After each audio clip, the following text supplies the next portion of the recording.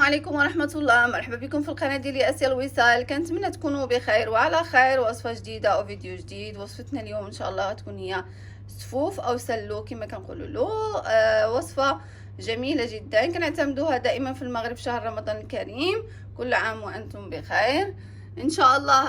السفوف ديالنا غنعملوه صحي باذن الله. غيكون بدقيق القمح الكامل بدون زبده بدون سكر ان شاء الله. خليكم معي نشوفوا طريقه الاعداد والتحضير. ما تمشيوش بعيد. رمضان كريم. اذا على بركه الله نبداو الوصفه ديالنا. جبنا هنا دقيق القمح الكامل اللي هو بالنخاله ديالو كل شيء، وحطيناه في صينيه او في طاوه. غندخلوه الفرن يتحمر وغنكملوا الوصفه ديالنا. كما كتشوفوا احنا نحمروا الطحين. طبعا كنخليو باب الفران مفتوحه باش نبقاو كنحركوا فيه كل شويه باش ما يتحرق الناشي بهذا الشكل هذا. الدقيق كياخذ شويه الوقت، غير اللوز والسمسم والحاجه والجنجلان وداكشي. اذا غنستمروا هكذا حتى يتحمرنا الطحين كامل ونرجعوا مع بعضنا. كما كتشوفون بعد ما حمرت الطحين غنحمر اللوز وغنحمروا السمسم اولا الجنجلان باش نطحنوه. رجعنا مع بعضنا بعد ما حمرت الطحين. كما كتشوفوا حمرناه رجع اللون ديالو ذهبي ما كيبانش حتى الضوء ابيض. حمرت الجنجلان اولا السمسم وحمرت اللوز اللي عندي. وهنا عندي المناسبات اللي غنعمل. عندي حبه الحلاوه والنافع، وعندي القرفه، وعندي زهره اليانسون. اللي بغى يعملها اللي ما بغاش يعملها يستغنى عليها. هذا الشمر وهذا اليانسون، حبه الحلاوه والنافع والقرفه غنطحنهم مع بعضهم. اذا غنمشي نطحن المقادير. هادشي اللي عندي. غنطحن اللوز غنخلي منه شويه، واحد الطاسه غنقص منه باش نهرمشه. وغنطحن الجنجلان او السمسم وغنخلي منه واحد الطويسه عاوتاني لان عندي كيلو وعندي هنا 2 كيلو الطحين. وغنشوفوا باقي المقادير ان شاء الله مع بعض. خليكم معايا. اذا كما كتشوفوا غنبدا نطحن السمسم اولا الجنجلان. طبعا غنزيد له الحاجه المهمه اللي هي زيت الزيتون. غنزيد له 3 المعالق او 4 المعالق باش نساعدو يتطحن مزيان ويخرج الزيوت ديالو. غنضيف بسم الله على بركه الله. غنضيف واحد 3 معالق ديال الزيتون، حيت انا قلت لكم السفوف ديالي ما غنعمل لهم لا زبده لا سكر. اذا غنستعين بزيت الزيتون هو اللي غنطحن به. بسم الله.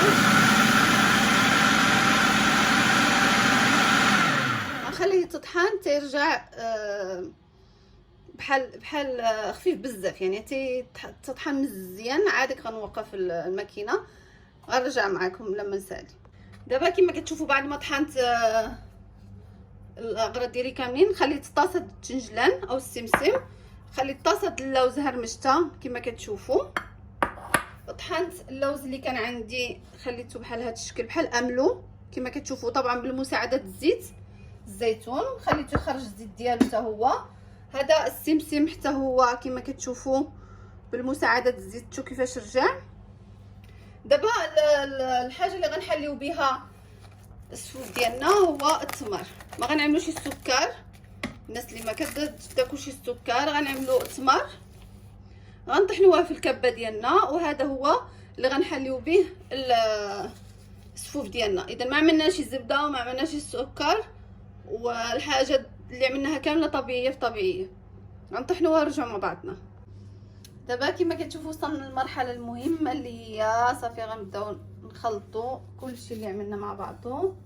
بسم الله على بركه الله. غنبداو نكبوا اول حاجه اللوز اللي طحنا،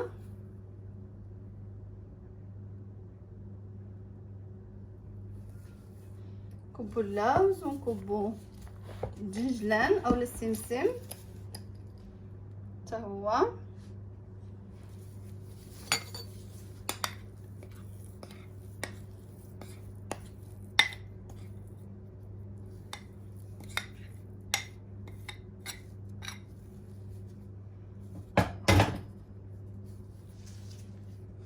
غنعملو اللوز مقرمش.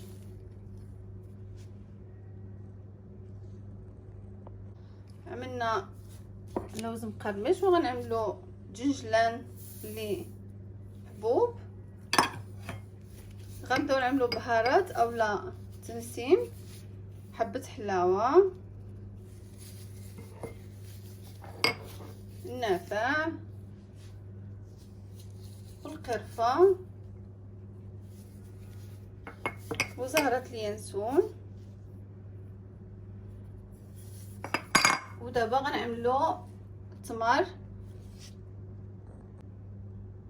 دابا غنعملو التمر اللي غيحلي لنا الصفوف ديالنا. كبوه بهذه الطريقه في النص.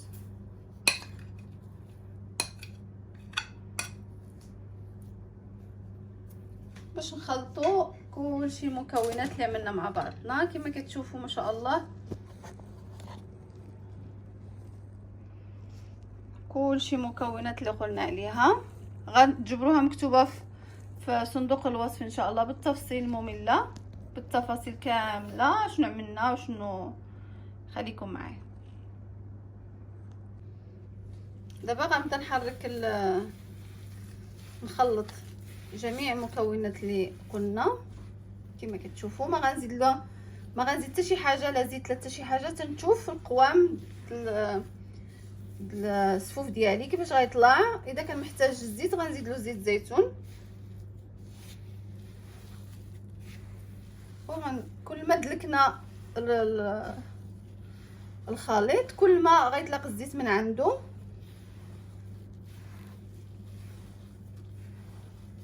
بهذا الشكل غنخلطو مزيان مزيان كلشي وغنرجعو مع بعضنا ان شاء الله.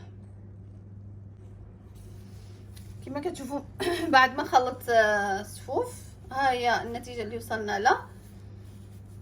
خلطته مزيان. كل ما كتزيد تدلكو كل ما كيزيد يطلق الزيت من عنده. ولكن انا غنزيد له زيت الزيتون تقريبا 2 كيسان الزيت. غنزيد وانا كنخلط تنشوف النتيجه الاخريه، لانه خصني يجي بحال هكذا، خصني يجيني متماسك يعني. غنزيد الزيت على حسب حتى نوصل النتيجه اللي انا خصني.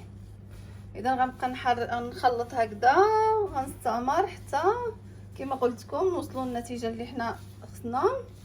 كل واحد وكيفاش كيعجبو. كاين اللي كيعجبو مرمل هكذا، كاين اللي كيعجبو متماسك، كاين اللي كل واحد وذوقه. اذا غنستمر هكذا ونرجع معكم. كما كتشوفوا هذه هي النتيجه النهائيه الصفوف ديالنا كيفاش كيجيو ما شاء الله كيحمقوا. المذاق ديالهم رائع صحي 100%. ما عملنا فيهم كما قلت لكم في الاول لا زبده لا سكر، سكرهم طبيعي حليناها بالتمر. وعملنا دقيق القمح. الوصفه كلها غتكون مسجله او مكتوبه في صندوق الوصف باش اللي ما تبعش من الاول. كنتمنى الفيديو ديالنا يعجبكم وينال رضاكم. ان شاء الله نتلاقاو في وصفه اخرى باذن الله. رمضان كريم، كل عام وانتم بالف خير. ما تنساوش اللي باقي ما اشترك في القناه يشترك وضغطوا على زر الجرس باش يوصلكم مني دائما الجديد. كنشكركم على حسن المتابعه والاصغاء وشكرا. الى اللقاء، مع السلامه.